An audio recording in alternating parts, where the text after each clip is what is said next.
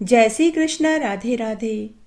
आप सबको कजली तीज की ढेरों शुभकामनाएं। अगर आप सातुड़ी तीज कजली तीज का व्रत करते हैं तो आपको व्रत के साथ में कहानी भी सुननी चाहिए। रक्षाबंधन के पर्व के 2 दिन बाद भादवा कृष्ण तृतीया को कजली तीज, बड़ी तीज या सातुड़ी तीज का त्योहार मनाया जाता है। पूजन की तैयारी करते समय मिट्टी गोबर से दीवार के सहारे एक छोटा सा तालाब बनावे, घी गुड़ से पाल बांधकर नीम की टहनी को रोपें, तालाब में कच्चा दूध मिला हुआ जल डालें, किनारे पर घी का दीपक जलावें। इस दिन पूरे दिन निर्जला उपवास करें। सायंकाल के समय 16 श्रृंगार करके नीमड़ी माता का पूजन करें। सबसे पहले नीमड़ी माता के जल से छींटे दें, फिर रोली के छींटे दें, चावल चढ़ाएं, लच्छा चढ़ाएं। उसके बाद दीवार पर रोली, मेहंदी और काजल की 13 बिंदी लगावें। फिर नीमड़ी माता के भी मोली चढ़ावें, मेहंदी, काजल, ओढ़नी उड़ावें। दीवार पर लगाई गई बिंदियों पर भी मेहंदी की सहायता से लच्छा चिपकाएं। इसके बाद नीमड़ी माता के ऋतुफल और दक्षिणा के रुपए चढ़ावें। फिर किनारे रखे हुए दीपक के प्रकाश में नींबू, ककड़ी, मोती की लड़, नीम की पत्ती, दीपक की लो, सातू का लड्डू, सभी वस्तुओं का प्रतिबिंब देखें और देखते समय बोलें। जैसे आप नींबू का प्रतिबिंब देख रहे हैं तो बोलें, तलाई में नींबू दिखे, दिखे जैसा ही टूटे। इस तरह 5 बार बोलें। इसी तरह अन्य सभी वस्तुओं को देखते समय भी यही बोलें। उसके बाद कहानी सुननी चाहिए। रात को चंद्रोदय पर चंद्रमा को जल के छींटे देकर जिमाएं। चांदी की अंगूठी व आंखें हाथ में लेकर जल से अर्घ्य देना चाहिए और अर्घ्य देते समय क्या बोलते हैं वह हम कहानी के अंत में सुनेंगे। आइए अब हम सातुड़ी तीज माता की लगातार 4 कहानियां सुनते हैं। पहली कहानी इस तरह है। जय हो सातुड़ी तीज माता की जय। एक साहूकार था, उसके 7 बेटे थे। उसका सबसे छोटा बेटा वेश्यागामी था। उसकी पत्नी जिठानियों के यहाँ काम करके अपना गुजर बसर चलाती थी। तब भादवे के महीने में कजली तीज का दिन आया। सभी ने तीज माता का व्रत रखा और सातु बनाया। 7वीं बहू बहुत गरीब थी। तब सास ने एक छोटा सा सातु का पिंड बना करके उसे दे दिया। शाम को पूजा करके वो सातु पासने लगी कि उसी समय उसका पति वेश्या के यहाँ से आया और बाहर से बोला कि किवाड़ खोल। पत्नी ने दरवाजा खोल दिया। पति अभी बैठा भी नहीं कि उसी क्षण उसने अपनी पत्नी से कहा कि तू मुझे वापस वेश्या के यहाँ छोड़ कर आ। पत्नी पुनः अपने पति को वेश्या के पास छोड़ आई। ऐसा उसने 6 बार किया। 7वीं बार वापस उसका पति आया। आते ही वह फिर बोला कि मुझे वेश्या के घर छोड़ कर आ। लेकिन इस बार उसकी पत्नी कुछ नहीं बोली। तो पति ने कहा कि तू इस बार मुझे छोड़ा, फिर मैं कभी वेश्या के पास नहीं जाऊंगा। उसकी पत्नी फिर अपने पति को 7वीं बार वेश्या के पास छोड़ने गई। उसे छोड़कर जब वह लौटने लगी तो जोर से बरसात आने लगी। बरसाती नदी बहने लगी तो वह एक पेड़ के नीचे खड़ी हो गई।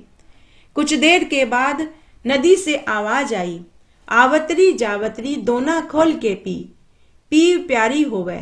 आवाज सुनकर उसने नदी की तरफ देखा तो एक दूध का दोना नदी में तैरता हुआ आता दिखाई दिया।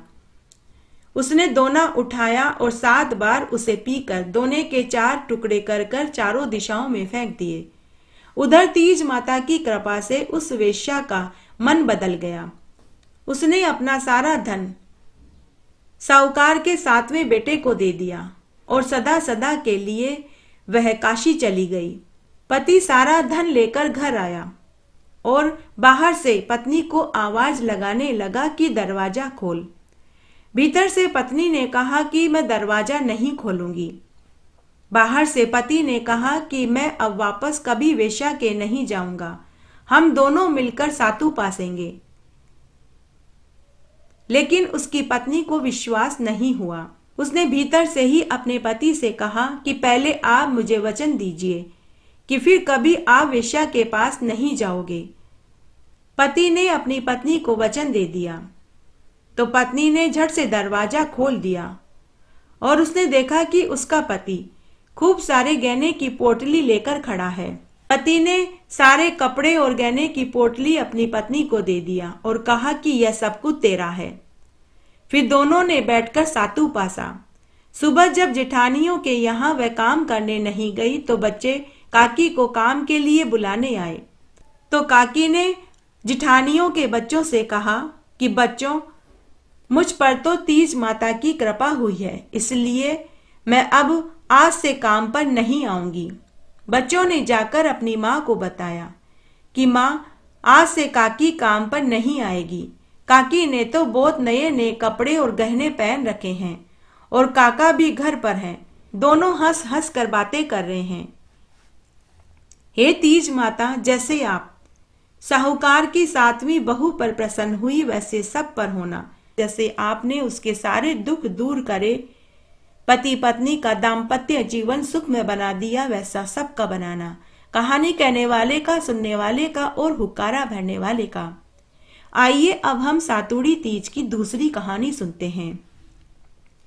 किसी गांव में एक गरीब ब्राह्मण रहता था। जब भादवे की कजली तीज आई तो ब्राह्मणी ने अपने पति से कहा कि हे स्वामी, आज मेरा कजली तीज माता का व्रत है, इसलिए आप मेरे लिए चने का सातू लेकर आइए। ब्राह्मण ने कहा कि भगवान, मैं सातू कहाँ से लाऊं? तो ब्राह्मणी ने कहा, चोरी करो, डाका डालो, कुछ भी करो, लेकिन आज आप मेरे लिए चने का सातू लेकर ही घर आना। ब्राह्मण घर से निकल पड़ा। संध्या का समय हो रहा था। तभी उसे बाजार में एक दुकान खुली दिखाई दी। ब्राह्मण उस दुकान में घुस गया। उसने वहां पर चने की दाल, घी, शक्कर लेकर 1.25 किलो तोल कर सातू बनाया। जैसे ही वह जाने लगा तो उसकी आवाज सुनकर दुकान के नौकर जाग गए और चोर चोर कहकर चिल्लाने लगे। तभी वहां दुकान का मालिक भी आ गया। नौकरों ने ब्राह्मण को पकड़ लिया और उसे दुकान के मालिक के सामने ले गए और कहने लगे कि सेठ जी, यह हमारी दुकान पर चोरी कर रहा था। दुकान के मालिक ने पूछा कि बताओ, तुमने मेरी दुकान पर क्या क्या चीजें चोरी करी? ब्राह्मण ने पूरी सच्चाई बता दी और कहा कि सेठ जी, मैं एक ब्राह्मण हूं, मैं चोर नहीं हूं, परंतु मैं बड़ा गरीब हूं। आज मेरी पत्नी का कजली तीज माता का व्रत है। मेरे घर में खाने को कुछ भी नहीं, इसलिए मैं सिर्फ यहाँ पर 1.25 किलो का सातू बनाकर ले जा रहा था। जब नौकरों ने ब्राह्मण की तलाशी ली तो वाकई उसके पास 1.25 किलो सातू के अलावा कुछ नहीं निकला। उधर चांद निकल आया। ब्राह्मणी सातू का इंतजार कर रही थी। दुकान के मालिक को ब्राह्मण के ऊपर दया आ गई। उसके भी कोई बहन नहीं थी। सेठ ने ब्राह्मण से कहा कि हे ब्राह्मण देव, आप अपने घर जाइए। आज से आपकी पत्नी मेरी बहन हुई। मैं अपने नौकर के साथ सातू का सारा सामान भिजवा दूंगा। ब्राह्मण खाली हाथ घर आ गया। ब्राह्मणी अपने पति को खाली हाथ देखकर नाराज होने लगी। थोड़ी ही देर में दुकान के मालिक ने अपने नौकर के साथ 1.25 किलो सातू, गहने, कपड़े, रुपये, मेहंदी, लच्छा, सुहाग का सारा सामान देकर भेज दिया। हे कजली तीज माता, जैसे ही आपने ब्राह्मणी को उसके व्रत का फल दिया, वैसे सबको देना। कहानी कहने वाले को, सुनने वाले को और हुक्कारा भरने वाले को। आइए अब हम सातुड़ी तीज माता की तीसरी कहानी सुनते हैं। एक गांव में एक जाट था। उसने 2 विवाह किए। दोनों से उसे एक एक लड़की हुई। उसके बाद पहली जाटनी मर गई। अब सौतेली माँ अपनी बेटी से कोई काम नहीं कराती, उसे बड़े लाड़ प्यार से रखती और सौतेली बेटी से घर का सारा कामकाज करवाने लगी। समय बीता, दोनों लड़कियां बड़ी हो गई। एक दिन जाटनी ने जाट से कहा कि मेरी बेटी के लिए अच्छा घरवर ढूंढो और सौतेली के लिए साधारण घर ढूंढो। जाट ने दोनों लड़कियों की सगाई करके धूमधाम से विवाह कर दिया। सौतेली बेटी बड़ी ही समझदार और मेहनती थी। ससुराल वाले उससे बहुत खुश थे। जाटनी ने अपनी बेटी से घर का कोई कामकाज करवाना नहीं सिखाया था, इसलिए उसे ससुराल में बहुत दुख मिला। कुछ दिनों के बाद जाट अपनी दोनों लड़कियों को लेने उनके ससुराल गया। पहली वाली के ससुराल वालों ने उसकी बेटी की बहुत बड़ाई करी, लेकिन दूसरी वाली के ससुराल वालों ने बहुत बुराई करी और कहा कि इसे आप अपने घर ले जाओ, इसे तो घर का कोई कामकाज ही नहीं आता। जब ये घर का कामकाज करना सीख जाए तो छोड़ जाना। जाट दोनों लड़कियों को लेकर घर आया और अपनी पत्नी को पूरी बात बताई। जब जाटनी ने यह सुना तो उसे पछतावा होने लगा कि उसने ईर्ष्या भाव से अपनी बेटी को आराम करवा के घर का कामकाज नहीं सिखाया और सौतेली से घर का सारा कामकाज करवाया, तो इसे तो घर का सारा कामकाज करना आ गया। अब जाटनी अपनी बेटी से घर का कामकाज करवाने लगी। कुछ दिनों के बाद भादवा मास की कजली तीज का दिन आया। दोनों बहनों ने कजली तीज माता का व्रत रखा और वे पूजा करने लगी। तब पहली लड़की ने नीमड़ी माता की पूजा करते समय कहा कि हे नीमड़ी माता, जैसे तू मीठी है वैसे मुझे भी मीठी रखना। तो दूसरी लड़की ने कहा कि हे नीमड़ी, तू तो कड़वी है। जब माँ ने अपनी लड़की के मुख से यह बात सुनी तो उसे समझते देर नहीं लगी। उसने तुरंत अपनी बेटी को डांटते हुए कहा कि जैसे तुम्हारी बड़ी बहन ने नीमड़ी माता की पूजा करी है, तुम वैसे ही करो और नीमड़ी माता से माफी मांगो और कहो कि हे नीमड़ी माता, जैसी तुम मीठी हो मुझे भी मीठी रखना। तब जाटनी की खुद की बेटी ने नीमड़ी माता से माफी मांगी और जैसे बड़ी बहन ने पूजा करी उसने वैसे ही पूजा करी और कहा कि हे नीमड़ी माता, जैसे तू मीठी है मुझे भी मीठी रखना। यह सुनकर नीमड़ी माता खुश हो गई। उसके कुछ दिनों के बाद जाट अपनी दोनों बेटियों को पुनः उनके ससुराल छोड़ आया। जब दूसरी बेटी ससुराल गई तो अब की बार ससुराल वाले उससे खुश रहने लगे। अतः कजली तीज व्रत में नीमड़ी माता की पूजा करते समय यह कदापि न बोले कि नीमड़ी तू कड़वी है, बल्कि यह बोले कि हे नीमड़ी माता, तू मीठी है वैसे मुझे भी मीठी रखना। इसलिए कजली तीज व्रत में नीमड़ी माता की पूजा करते समय नीमड़ी को कभी भी कड़वी न कहें, बल्कि कहें कि हे नीमड़ी माता, तू मीठी है वैसे मुझे भी मीठी रखना। बोलिए कजली तीज माता की जय, नीमड़ी माता की जय। आइए अब हम बड़ी तीज नीमड़ी की कहानी सुनते हैं। एक नगर में एक सेठ सेठानी रहते थे। उनके पास धन दौलत की कोई कमी नहीं थी। शादी के 7 साल बीत गए, लेकिन फिर भी उन्हें संतान सुख की प्राप्ति नहीं हुई। तब सेठानी ने भादुड़ी बड़ी तीज का व्रत करके तीज माता से कहा कि हे नीमड़ी माता, मेरे बेटा हो जाएगा तो मैं तेरे 1.25 मन का सातू चढ़ाऊंगी। तीज माता की कृपा से 9वें महीने में सेठानी के एक पुत्र हो गया, लेकिन सेठानी नीमड़ी माता के सातू चढ़ाना भूल गई। इस तरह सेठानी के 7 पुत्र हुए, लेकिन सेठानी सातू चढ़ाना भूल गई।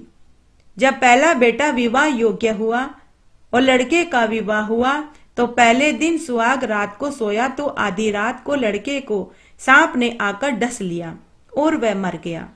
इस तरह सेठानी के 6 बेटों का विवाह हुआ, लेकिन 6 के 6 बेटे सुहाग रात के दिन सांप के काटने से मर गए। तब 7वें बेटे की सगाई आने लगी, लेकिन सेठ सेठानी अपने पुत्र का विवाह करने से मना करते रहे। जब गांव वालों को पता चला तो गांव वालों ने सेठ सेठानी को बहुत समझाया। तब सेठ सेठानी अपने 7वें पुत्र का विवाह करने को तैयार हो गए। तब सेठ जी अपने 7वें पुत्र के लिए लड़की देखने घर से निकले। चलते चलते वे एक अन्य गांव में पहुंच गए। उस गांव में नदी के किनारे 4-5 लड़कियां मिट्टी से घर बना बना कर खेल रही थी और तोड़ रही थी। तब उनमें एक लड़की ऐसी थी जो मिट्टी का घर बना रही थी, लेकिन तोड़ नहीं रही थी। जब अन्य लड़कियां उसके मिट्टी के घर को तोड़ने लगी तो उसने कहा कि मेरे घर को मत तोड़ो, मुझे घर बनाना है, तोड़ना नहीं। सेठ जी ने जब देखा तो वह मन ही मन सोचने लगा कि यह लड़की बड़ी समझदार है, यही मेरे 7वें पुत्र के लायक है। जब शाम को सभी लड़कियां खेल कर अपने अपने घर जाने लगी तो सेठ जी उसी लड़की के पीछे पीछे उसके घर तक गया तब सेठ जी उस लड़की के माता पिता से मिला। बातचीत करके अपने लड़के की सगाई उस लड़की के साथ पक्की कर दी। विवाह का दिन भी पक्का हो गया। सेठ जी घर आकर विवाह की तैयारी करने लगे। विवाह वाले दिन सेठ जी बारात लेकर लड़की वालों के घर पहुंचे। धूमधाम से विवाह संपन्न हो गया। बारात विदा हुई। सफर लंबा होने के कारण लड़की की मां ने अपनी लड़की से कहा कि बेटी यह सातू और सीग इस थैले में डालकर तुझे दे रही हूं। रास्ते में कहीं नीमड़ी आए तो शाम को नीमड़ी माता की पूजा करके सातू पास लेना और कल्पना निकालकर अपने ससुर जी को दे देना। उसके बाद धूमधाम से बारात विदा होकर चल दी। चलते चलते रास्ते में कजली तीज का दिन आया। ससुर ने बहू से कहा कि बहू भोजन कर लो। बहू ने कहा कि पिताजी आज तो मेरा कजली तीज का उपवास है। शाम को मैं नीमड़ी माता का पूजन करके ही भोजन करूंगी। उसके बाद बारात आगे चल दी। आगे जाने पर एक कुएं पर नीमड़ी नजर आई। बारात वहां रुक गई। बहू नीमड़ी माता की पूजा करने लगी तो नीमड़ी माता पीछे हट गई। नई बहू ने कहा कि हे नीमड़ी माता, मैं तो आपकी पूजा करना चाहती हूँ और आप पीछे हट रहे हो। इस पर नीमड़ी माता ने कहा कि तेरी सास ने बोला कि पहला पुत्र हो जाने पर सातू चढ़ाऊंगी, परंतु वह सातू चढ़ाना भूल गई। यह सुनकर नई बहू बोली कि हे नीमड़ी माता, मेरी सास से गलती हो गई, आप मेरी सास को माफ कर दो। घर जाते ही मैं पहला काम यही करवाऊंगी, मैं उनसे आपके सातू चढ़वाऊंगी। लेकिन आपको भी वचन देना होगा, आपको मेरे सभी 6 जेठों को जीवित करना होगा।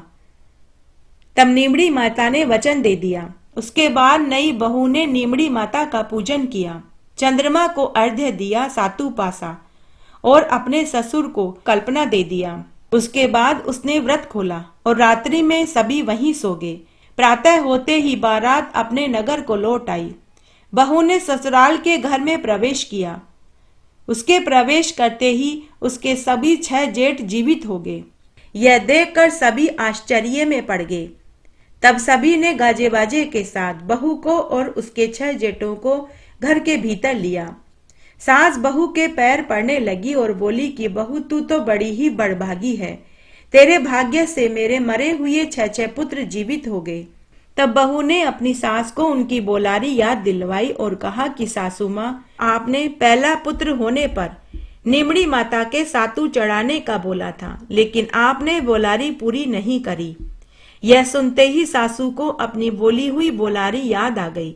तब साल भर बाद जब कजली तीज आई तो सास ने 7.25 मन का सातू तीज माता के चढ़ाया और गाजे बाजे से अपनी 7 बहुओं और 7 बेटों के साथ नीमड़ी माता की पूजा करी और बोलारी पूरी करी। हे कजली तीज माता, हे नीमड़ी माता, जैसे आपने सेठ सेठानी के आनंद किया वैसा सबके करना। कहने वाले की, सुनने वाले की और हुक्कारा भरने वाले की। सभी कथा कहानियों के साथ में लपसी और तपसी की कहानी जरूर सुननी चाहिए, नहीं तो व्रत और कथा का फल नहीं मिलता। आइए अब हम लपसी और तपसी की कहानी सुनते हैं। एक बार एक लपसी और एक तपसी था। तपसी तो भगवान की तपस्या करता था और लपसी सवासेर की लापसी बनाकर के भगवान को भोग लगाता और बाद में वह खुद जीव लेता था। एक दिन दोनों में लड़ाई होने लगी। लपसी बोला कि मैं बड़ा हूँ, तो तपसी बोला कि मैं बड़ा हूँ। कि तभी नारद मुनि उधर से गुजरे। नारद मुनि ने उन दोनों से लड़ाई का कारण पूछा। तब तपसी और लपसी दोनों ने देवऋषि नारद मुनि को अपनी लड़ाई का कारण बताया और पूछने लगे कि हे देवऋषि, अब आप बताइए कि हम दोनों में से कौन बड़ा है। नारद मुनि ने कहा कि मैं तुम दोनों की लड़ाई का फैसला कल करूंगा। दूसरे दिन नारद मुनि ने दोनों के सामने 1.25 करोड़ की अंगूठियां गिराई। 1.25 करोड़ की अंगूठी देखकर तपसी के मन में लालच आ गया। उसने अंगूठी उठाई और अपने घोड़े के नीचे छिपाकर बैठ गया और तपस्या करने लगा। लेकिन लपसी ने अंगूठी की तरफ देखा भी नहीं। वह नहा धोकर सवासेर की लापसी बनाकर के भगवान को भोग लगाकर खुद जीवने लगा। इतने में नारद मुनि वहां पहुंच गए। दोनों ने नारद मुनि से पूछा कि हे देवऋषि, अब बताइए हम दोनों में से कौन बड़ा है। नारद मुनि ने तपसी से कहा कि हे तपसी, तू अपना गोड़ा ऊपर कर। जैसे ही तपसी ने गोड़ा ऊपर किया तो पांव के नीचे से 1.25 करोड़ की अंगूठी निकली। नारद मुनि ने तपसी से कहा कि हे तपसी, तूने अंगूठी चुराई, इसलिए तेरी तपस्या भंग हो गई, इसलिए लपसी बड़ा है। यह सुनकर तपसी दुखी हो गया और दुखी मन से नारद मुनि से पूछने लगा कि हे देव ऋषि, अब मुझे मेरी तपस्या का फल कैसे मिलेगा? नारद मुनि ने तपसी से कहा कि जो कोई भी रोटी बनाकर के बाटियां नहीं बनाएगा तो फल तुझे मिलेगा। ब्राह्मण जिमा करके उसे दक्षिणा नहीं दी तो फल तुझे मिलेगा। बहन बेटियों बुआ भतीजियों को साड़ी देकर ब्लाउज नहीं दिया तो फल तुझे मिलेगा। दिया से दिया जलाया तो फल तुझे मिलेगा। सीधा देकर ब्राह्मण को दक्षिणा नहीं दी तो फल तुझे मिलेगा। महिलाएं सीधे हाथ की तरफ नाड़ा बांधेंगी तो फल तुझे मिलेगा। मकान बनवा कर के थली नहीं बनवाई तो फल तुझे मिलेगा। सभी कथा कहानियों के साथ में लपसी और तपसी की कहानी नहीं सुनी तो फल तुझे मिलेगा। ऐसा कहकर नारद मुनि चले गए। इसलिए सभी कथा कहानियों के साथ लपसी और तपसी की कहानी जरूर सुननी चाहिए। कजली तीज व्रत में सभी कथा कहानियों के साथ गणेश जी की कहानी जरूर सुननी चाहिए। आइए अब हम गणेश जी की कहानी सुनते हैं। एक राजा के 2 रानियां थी। बड़ी रानी के 2 पुत्र थे, लेकिन छोटी रानी के कोई संतान नहीं थी। बड़ी रानी बड़ी ही कुटिल, गुस्सैल और घमंडी स्वभाव की थी, जबकि छोटी रानी बड़ी ही दयालु, मिलनसार और धार्मिक स्वभाव की थी।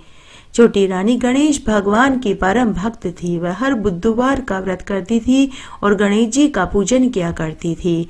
हमेशा गजानन जी गजानन जी गजानन जी करती रहती थी। राजा दोनों रानियों को बराबर का समय देते थे। एक दिन बड़ी रानी के पास जाते थे तो एक दिन छोटी रानी के पास जाते थे। लेकिन जब भी राजा छोटी रानी के पास जाने लगते तो बड़ी रानी किसी न किसी बहाने से राजा को खुद के पास रोक लेती थी। तब एक बार की बात है, राजा हमेशा की तरह शहर किसी काम से जा रहे थे तो उन्होंने बड़ी रानी से पूछा कि शहर से कुछ मंगवाना हो तो बता देना। तब बड़ी रानी ने बहुत बड़ी सामान की लिस्ट बना करके राजा को पकड़ा दी। उसके बाद राजा ने छोटी रानी से पूछा, लेकिन छोटी रानी हमेशा की तरह मना कर देती है और बोलती है कि हे महाराज, मेरे पास आपका दिया हुआ सब कुछ है, मुझे कुछ नहीं चाहिए। और फिर गजानन जी करने लगती। तब एक मंत्री ने राजा से कहा कि हे महाराज, आपकी छोटी रानी कभी अपने लिए कुछ नहीं मंगवाती है। अगर आप कहें तो हम उनके लिए इस बार शहर से पीतल के गणेश जी की मूर्ति लाकर के दे देवें। तब राजा ने कहा कि मंत्री जी, आप बिल्कुल सही बोल रहे हैं, मुझे याद नहीं रहता, लेकिन आप याद रखना। उसके बाद राजा शहर में गए। शहर में जाने के बाद राजा ने अपना काम निपटाया और बड़ी रानी ने जो सामान की लिस्ट दी थी वह सामान उन्होंने मंत्री से मंगवा लिया।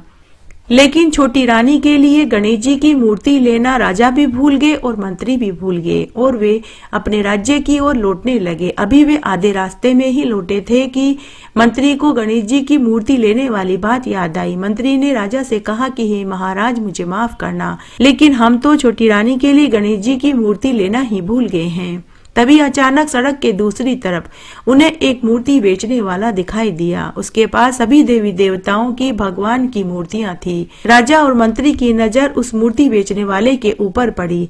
राजा ने मंत्री को भेजकर एक अच्छी सी पीतल की गणेश जी की मूर्ति मंगवा ली। उसके बाद राजा और मंत्री महल में आए। राजा ने बड़ी रानी को उसके द्वारा मंगवाया हुआ सारा सामान पकड़ा दिया। उसके बाद राजा छोटी रानी के कक्ष में गए और गणेश जी की पीतल की मूर्ति पकड़ाई। छोटी रानी गणेश जी की प्रतिमा देखकर बहुत खुश हुई। उसने गणेश जी की प्रतिमा को अपने कमरे में अलमारी में रख दिया। अब वह रोज पूजा पाठ करने लगी। इस तरह 3 महीने बीत गए। 3 महीने बीतते ही महल में एक के बाद एक करके अनेक सुसमाचार आने लगे। राजा का पड़ोसी राज्य से कई वर्षों से युद्ध चल रहा था। वहां से खबर आई कि पड़ोसी राज्य हार गया है। दूसरी खुशखबरी यह आई कि राजा के राज्य में कई वर्षों से सूखा पड़ा हुआ था। तभी अचानक से नदी, तालाब, कुएं, जलाशय सभी जल से लबालब भर गए। सभी बाग बगीचे फल फूलों से लथपथ हो गए। फसल भी बहुत अच्छी हुई। उसके बाद राजा को तीसरा शुभ समाचार मिला। छोटी रानी ने एक दिन राजा से कहा कि महाराज, आप पिता बनने वाले हैं। जो गर्भ ठहर गया है। अब तो जैसे राजा को पूरा विश्वास हो गया कि यह सब कुछ तो गणेश भगवान की मूर्ति महल में आने के बाद ही हुआ है। तब एक दिन मंत्री ने राजा से कहा कि महाराज, आपका सोचना बिल्कुल सही है। जब से भगवान गणेश जी हमारे महल में आए हैं तभी से ये चमत्कार हुआ है। अब राजा ने बड़ी रानी पर ध्यान देना कम कर दिया। अब राजा पूरे समय छोटी रानी के पास ही रहने लगे। बड़ी रानी को तो जैसे काटो तो खून नहीं जैसी हालत हो गई। तब एक दिन उसने अपनी दासियों से कहा कि तुम छोटी रानी के महल में जाओ और गणेश जी की प्रतिमा को महल के कुएं में डाल दो। न रहेगा बांस न बजेगी बांसुरी। तब 4 दासियां छोटी रानी के महल में गई। 2 दासियां छोटी रानी से बातें करने लगी और 2 दासियां गणेश जी की मूर्ति कक्ष में खोजने लगी।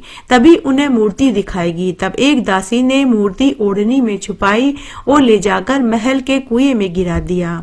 उसी रात उस कुएं में एक सोने के फूल वाला पेड़ उग आया।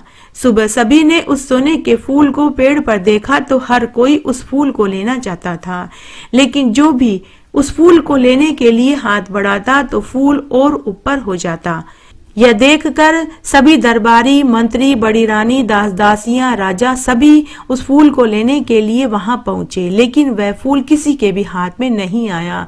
तभी एक मंत्री का ध्यान गया। उस मंत्री ने राजा से कहा कि महाराज, यहाँ किसी के भी हाथ में यह फूल नहीं आ रहा है। आप छोटी रानी को बुलवाइए, शायद यह फूल उनके हाथ में आ जाए। तब राजा ने एक दासी को भेजकर छोटी रानी को बुलवाया।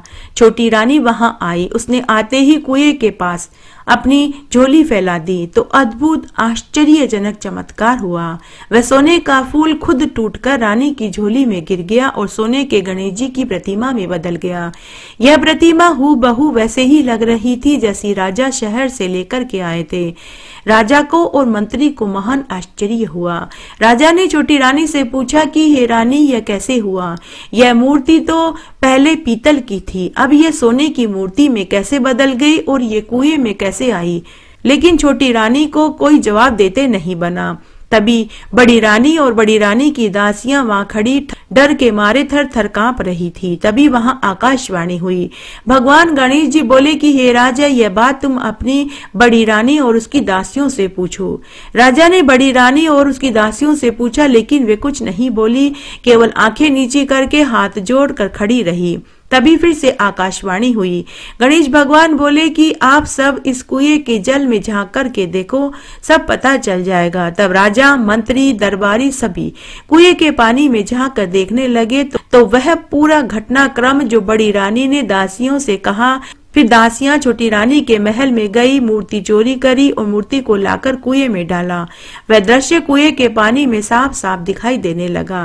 राजा ने उसी समय बड़ी रानी और चारों दासियों को हमेशा हमेशा के लिए पुराने महल में भेज दिया और छोटी रानी को गले से लगा लिया। उसके बाद राजा ने राज्य में बहुत सुंदर गणेश जी का विशाल मंदिर बनवाया। साथ ही महल में भी गणेश जी का मंदिर बनवाया और उस मंदिर में वही सोने की मूर्ति स्थापित कर दी और पूरे राज्य में यह ढिंडोरा पिटवा दिया कि सभी को भगवान गणेश जी की पूजा करनी चाहिए, बुधवार का व्रत करना चाहिए। उसके बाद राजा छोटी रानी के साथ हर बुधवार का व्रत करने लगा और रोज गणेश जी की पूजा करने लगा। उसके बाद 9वें महीने में छोटी रानी को एक सुंदर पुत्र पैदा हुआ। सभी इस जीवन का सुख भोग कर वैकुंठ को प्राप्त हुए। कजली तीज व्रत में छींक माता की कहानी जरूर सुनी चाहिए, तभी पूर्व में सुनी हुई सभी कहानियों का पूरा फल मिलता है। आइए अब हम छींक माता की कहानी सुनते हैं। एक बार एक साहूकार का बेटा था। वह शहर से कमाकर घर लौट रहा था। रात्रि हो गई। वह जंगल के रास्ते से जा रहा था कि तभी उसे एक मंदिर दिखाई दिया। उसने सोचा कि रात्रि मैं इसी मंदिर में सो जाता हूँ, सुबह होने पर घर चला जाऊंगा। तो साहूकार का बेटा उस मंदिर में चबूतरे पर सो गया। उस मंदिर में एक वट का वृक्ष था। उस वट वृक्ष की पोखर में नाग नागिन का जोड़ा रहता था।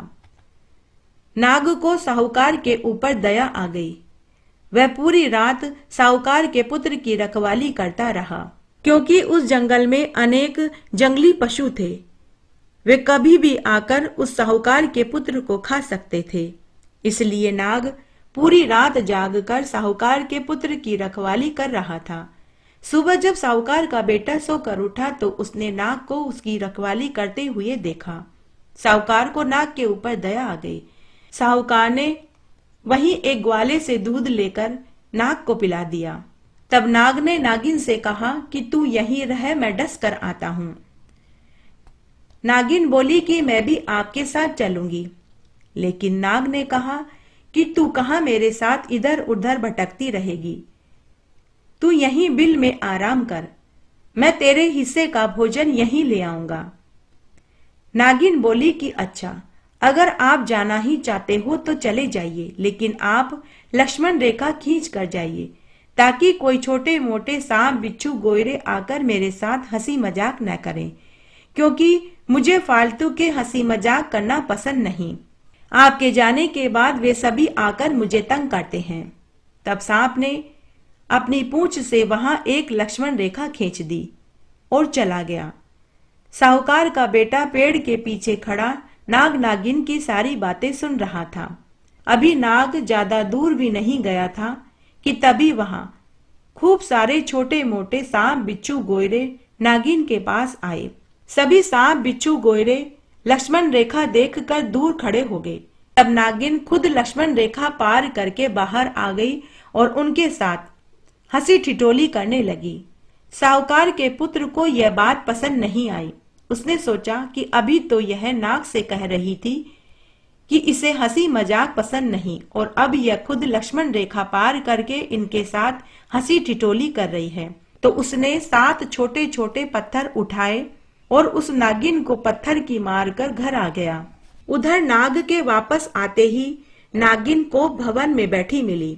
नाग ने अपनी नागिन से नाराजगी का कारण पूछा तो नागिन ने कहा कि आज आप उसी साहूकार के बेटे को डस कर आइए जिसकी कल रात आपने रक्षा करी थी। नाग बोला कि अरे भगवान, क्या हुआ? तब नागिन बोली कि आपने तो उसकी रक्षा करी और बदले में वह मुझे 7 पत्थर की मार कर गया है। जब तक आप उसे नहीं डसोगे मैं अन्न जल ग्रहण नहीं करूंगी, इसलिए आप उस साहूकार के बेटे को डस कर आइए। नागिन की बात सुनकर नाग को भी क्रोध आ गया। वह भी सोचने लगा कि भलाई का तो जमाना ही नहीं रहा। मैंने साहूकार के बेटे की पूरी रात जागकर रक्षा करी और वो मेरी ही पत्नी को मारकर चला गया। जब नाग साहूकार के घर पहुंचा तो उसने देखा संध्या का समय हो रहा था। साहूकार खाना खाने के लिए अपनी माँ के पास बैठा हुआ था। उसकी माँ पंखा झल रही थी और उसकी पत्नी भोजन परोस रही थी। सांप ने सोचा कि पहले मैं इसे भोजन कर लेने देता हूँ, उसके बाद इसे डसूंगा। तो वह परिंदे में कुंडली मारकर बैठ गया। साहूकार की पत्नी जैसे ही खाना परोसने लगी तो उसे छींक आ गई। साहूकार की माँ ने अपनी बहू को भोजन परोसने से मना कर दिया। थोड़ी देर बाद बहू पुनः पानी का गिलास लेकर आई तो फिर से उसे छींक आ गई। साहूकार की माँ ने फिर से अपनी बहू को पानी का गिलास रखने से मना कर दिया। थोड़ी देर बाद बहू फिर से भोजन की थाली लेकर आई तो उसे फिर से छींक आ गई। साहूकार की माँ ने फिर से अपनी बहू को भोजन परोसने से इनकार कर दिया। तब साहूकार अपनी माँ से बोला कि माँ, मुझे तुम औरतों की बातें समझ नहीं आती। आज सुबह मैंने नाग और नागिन की बातें सुनी। नागिन अपने नाग से बोल रही थी कि मुझे हंसी मजाक करना पसंद नहीं, इसलिए आप लक्ष्मण रेखा खींच कर जाइए। बेचारा नाग तो लक्ष्मण रेखा खींच कर चला गया। नाग के जाते ही वह नागिन खुद सांप बिच्छू गोयरे अजगर से हंसी ठिठोली करने के लिए लक्ष्मण रेखा पार करके बाहर आ गई। माँ, मुझे ये 2 मुही बातें पसंद नहीं आती, तो मैं उस नागिन को 7 पत्थर मारकर आया हूँ। और घर आया तो यह छींक वाली बात, ये सारी बातें मुझे पसंद नहीं आती। ये सारी बातें नाग सुन रहा था। तभी सांप अपने असली रूप में प्रकट हो गया और साहूकार के बेटे से बोला कि मैं तुझसे प्रसन्न हुआ, तू कोई 3 वरदान मांग ले। तब साहूकार के बेटे, उसकी माँ और बहू ने सर्प देवता को प्रणाम किया। तब उसने पुत्र, धन, दौलत और यश मांगा। नाग देवता ने उसे तथास्तु कहा और वरदान देकर अंतर्ध्यान हो गया और वापस अपनी नागिन के पास पहुंचा और अपनी नागिन की नाक काट ली और बोला कि अरे पापीन दुष्ट, तूने तो अपना धर्म भ्रष्ट कर दिया। तूने मुझे झूठी कहानी सुनाई। अगर आज मैं साहूकार के पुत्र को डस लेता तो मेरा भी धर्म भ्रष्ट हो जाता। इस प्रकार साहूकार के घर में छींक का नियम रखा तो साहूकार के बेटे की जान बच गई। इसलिए अगर छींक आ जाए तो थोड़ी देर के लिए शुभ काम को टाल देना चाहिए, छींक का नियम रखना चाहिए। जय हो छींक माता की जय। आइए अब हम रात्रि में चंद्रमा को अर्घ्य देते समय क्या बोला जाता है वो सुनते हैं। चंद्रमा को अर्घ्य देते समय सबसे पहले चंद्रमा के दर्शन करें, रोली का छींटा देवें, थोड़ा सा सत्तू चांद को जिमाएं और कहानी सुनते समय जो आंखें हाथ में लिए थे उन आंखों से अर्घ देवें। थोड़ा थोड़ा जल छोड़ते जावें और यह बोलें, सोना किसी सांकली मोत्या को सोहार, चौबाती को दीवलो 4 पहर की रात, आम तले मारो सासरो नीम तले मारो पीर, चारू गेला यूं बवे जय कीड़ी की सीनार, मैं सावामण जोइया सत्तू तीज की रात, सत्तू तीज का चांद ने अर्घ देवता, जीवो पूत वीर भरतार। खाना खाने से पहले थोड़े से सत्तू पर रुपए और ब्लाउज साड़ी आदि रखकर बायना निकालें। अर्घ देकर आंकड़े के पत्ते पर कच्चा दूध और सत्तू रखकर दाहिने टांग के नीचे से हाथ लेकर पासना चाहिए। खाना खाते समय पहला गाज सत्तू में नीम का टुकड़ा रखकर खाना चाहिए, इसे पासना कहते हैं। इस तरह आज मैंने आपको कजली तीज माता की संपूर्ण व्रत कथा सुनाई। आशा करती हूँ यह आपको जरूर पसंद आएगी। मेरे साथ बने रहने के लिए आपका धन्यवाद। आगे आने वाली कथा कहानी के लिए भी आप इसी तरह मेरे साथ बने रहें।